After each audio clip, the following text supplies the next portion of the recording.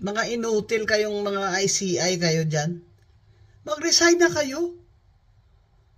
Willing kayo to compromise para may transparency.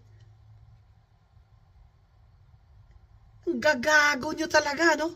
Kayo pa willing mag-compromise sa amin, sa mga tao.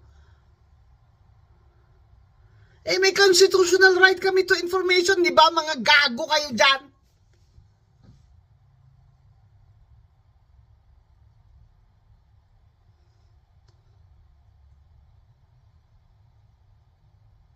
So, ang sawa na kami sa mga katutaan nyo, mga kahayupan na walang mananagot. Walang mananagot. Si Romualdez pa ngayon ang hero. Aba, putang ama. Ang mastermind pa ang magsi-state witness. Eh, yun ang i-recommenda nyo, mga ICI kayo, mga inutil kayo. Ang utos sa inyo ni BBM, si Saldi ko lang ang ikukulong nyo, yun lang yun? Yun na? Talagang untouchable si Romualdez sa Martin Luther King, ha?